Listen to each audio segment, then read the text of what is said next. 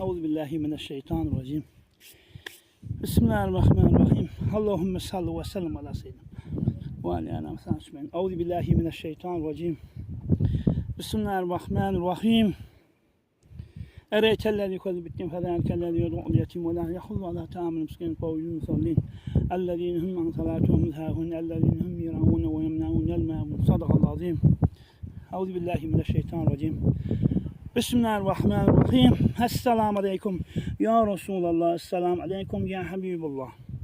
Ben şu atlam halatcan ziyaret gelip ben halatcan çopan atava bileri kaynatı var. Şu ziyarete geldim inşallah. Size nesip bana gelirsin inşallah. Allah gelirsin inşallah. Nesip bana canı sağ olsun. İnşallah hemen ziyarete gelirsin. İnşallah canı sağ olsun. Hemişe canı sağ olsun. Şahat ve gülkerim inşallah nasip bana.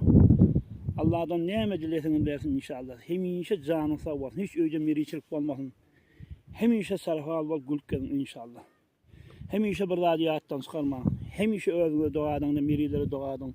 Öyle yatan miriz beçerken, nay adamken, tahtın üstünde miriz yatanken, birinin kellesi ağrıya, birinin çağırvatı, birinin yani kumadiyatı, bir ayşudiyatı, bir marsana. Ya birente tahtın üstünde yatı miriler.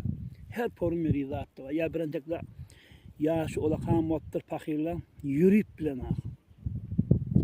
Ya birentekten şu atlam, iki ayağı dizden aşağı ağrıya, hevur yaman ayağı damar çekiyor. İnşallah şola da kavlasın. Yani her kim, her derdi olsa kavlasın, her moşka olsa da olsun. Yani meriçilikler bolmasın inşallah. Hatmen namazdan sonra, ya arada tutacağım şu olanın, arada geçti.